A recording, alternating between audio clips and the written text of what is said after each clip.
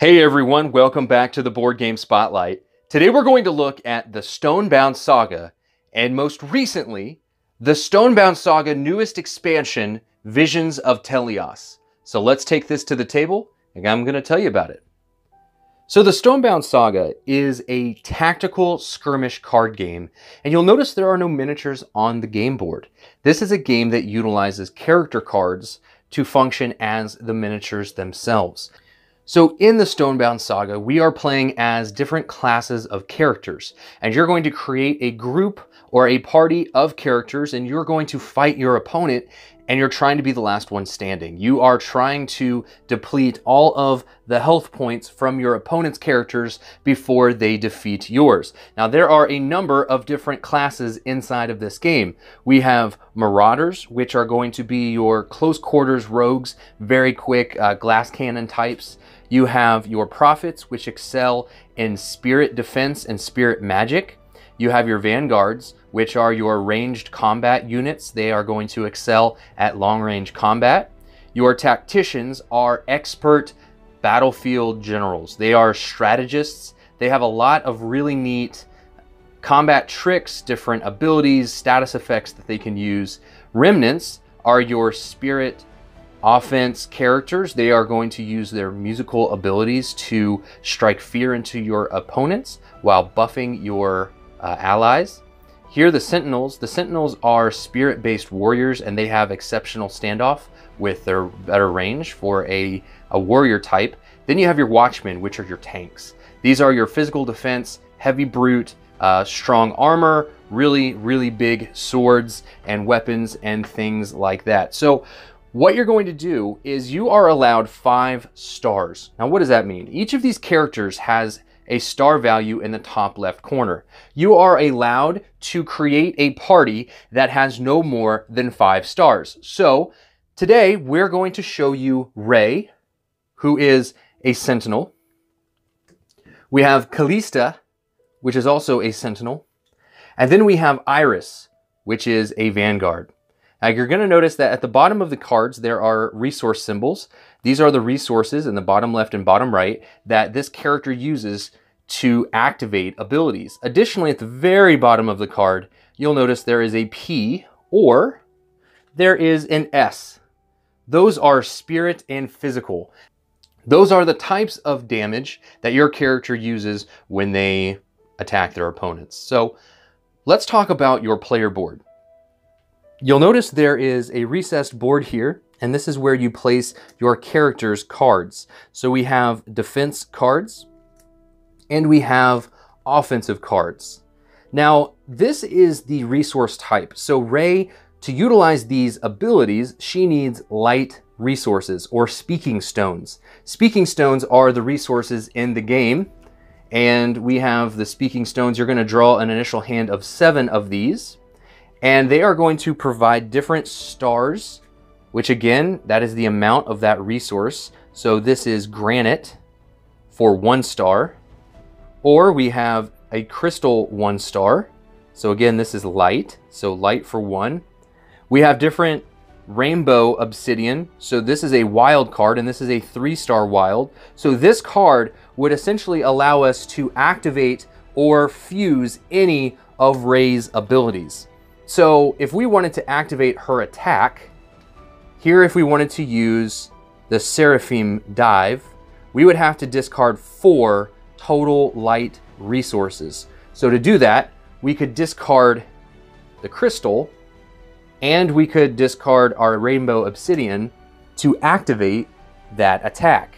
Additionally, the defensive abilities are fused abilities. These are passive abilities that players can utilize. So if we wanted to activate the passive ability of Elemental Purity, we would discard a total of 2 obsidian resources, and we would fuse this ability. Now, all right, so let's say that we want to fuse one of our defensive abilities. We would take the associated resource. In this case, this is obsidian. We have a 3-star obsidian. We would place it face up. We would take one of these pegs, and then we're going to place it showing which one of these abilities we have activated. So we have activated this passive ability or this fused ability, which is going to negate all effects of earth, wind, water, and fire abilities if we meet our check. So we would roll a 1 through 30. So we would roll our 2 dice. The colored die is your 1 through 100, and the white die is your 1 through 10. So we would make our check. This is a 57, so we would not be able to negate the ability there because we did not meet our critical check. But that's how you fuse abilities. Now, let's talk about the strategic ramifications of fusing your abilities, because for every card that you have fused to a character, you are going to lose 1 card from your hand. So having this ability fused, we are only allowed to draw a hand of 6 cards because we have this down as our 7th card. If we fused this rainbow obsidian to Callista and we activated her ability here, we now have 2 fused abilities which decrease our hand size by 2. Now we can have 5 cards in our hand. So depending on how many of your fused abilities you have on your characters, it's going to limit the opportunities you have for having cards in your hand to activate their attack abilities. Now, the fused abilities are very defensive. They can be used extremely tactically. Now, I do want to note that you can break a fuse by discarding the fused card, removing the peg, and this will break the fuse, which is going to allow you to have more cards in your hand. If you need to do that, you can do that at the end of your turn. At the end of your turn, you're also going to discard any resources that you've not used, so you want to utilize all of these cards. Now, let me talk about why it's very important that you make a character party that's going to synergize well, because each of these cards is going to require a certain resource or speaking stone to activate. So here we have obsidian, wind, and fire. Callista uses light and water. Same with Ray. So these 2 characters are going to fight for resources. I'm going to need light and water to utilize both of them. Ray also needs obsidian. Well, so does Iris. So between the 2 of these, they both are going to need obsidian. So while they do synergize tactically with abilities, they may not synergize well based on the resource fighting. So when you create a party, you definitely want to keep into account any cards that you might draw, because you don't want to have dead cards in your hand that you won't be able to use. Like this granite, I have no earth cards in my tableau. So because I have this granite card in my hand, I can't use this at all on my turn. So when you create a party of characters, you do have the opportunity to choose what you want to build. There is a drafting variant. You can also create constructed decks. So it's very open-ended. There is a ton of variety and accessibility for players, depending on the star values, depending on the speaking stones that they use to activate, so on and so forth. Again, the game's going to end when you've killed or removed all of the health points from all of your opponent's characters. So let's talk about Visions of Telios, because Visions of Telios is the new expansion that incorporates an entirely new layer of strategy to the game. So the Stonebound Saga is a tactical skirmish game, but the Visions of Telios includes more strategy elements. So let's talk about what those are. The first thing we're going to talk about are these new terrain cards. Now, you're only allowed to have 10 stars total in the game and no more than 3 of a certain terrain card. But for instance, this ice block, if I want to deploy the ice block, I use a blue water speaking stone. I can place this on the battlefield and it is going to completely break line of sight between a character. So if I place this here, I break the line of sight to anyone that's trying to attack me. Now, you can attack the ice block to remove it from the battlefield if you wanted to. Otherwise, you would have to move around it. Additionally, there are cards like the Shiftscapes. These are literally portals. If you want to, you could place this portal on this end of the battlefield.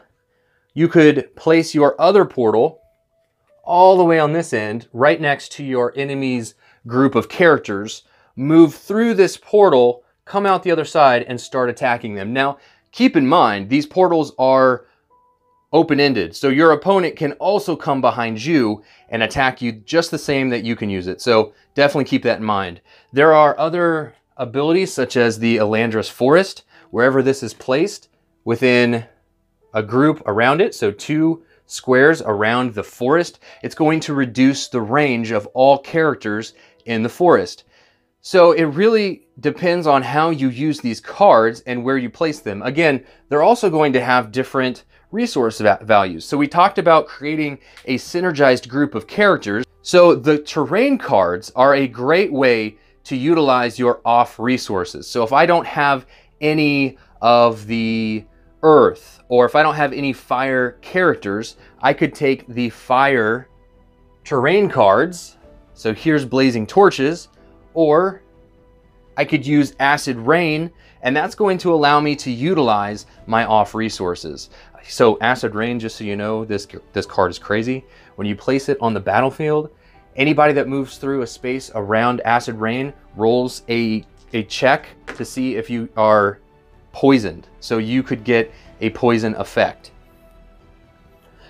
So not only does the expansion include terrain cards, it's also going to incorporate a new mission objective. So each player is going to get 5 of these cards at the beginning of the game. You're going to choose to keep 3 of them. These mission cards are just another layer for players to use strategy. So for instance, if we wanted to activate the Last Hope, if we wanted to meet this objective, we would have to have 2 ally characters become incapacitated. That's not really great. However, if we do, we heal 10 HP and we add 20 crit to 1 ally character. So we get another character extremely buffed up, especially for these crit chances. So when you meet this card, so if we had 2 of our characters incapacitated, we would place a cube on each of these showing that we've met it. Once it's been accomplished, we can then turn this card in and activate and use that mission objective. So for this one, we get to evade and attack 3 times. You can then perform 1 ability at no cost. This is a non-fused ability, so that would be a standard ability or an attack ability of a character. And so you're just going to keep track of your progression of these missions. And really, these add an entirely new layer of depth to the game, with allowing players to choose what missions they want to go on. If you don't like one of these cards, like let's say we don't like this card, we don't have any way to add this status effect to an enemy, we can discard it and we can draw a new one. At any point during the game, you can discard an objective to draw a new one if you don't like any that you have. So these are going to continually rotate. As soon as you complete an objective, you'll draw a new one and you're going to cycle through those decks. So between the missions and utilizing the terrain, the Stonebound Saga gets not only a small tactical upgrade, but it gets an incredibly deep, rich, and immersive strategic upgrade with this new expansion. So if the Stonebound Saga looks like a game that's for you, if you would like to know more about the Stonebound Saga, take a look at the description below for a link to the Kickstarter campaign. This has been Derek with the Board Game Spotlight, and this has been your preview of the Stonebound Saga: Visions of Telios.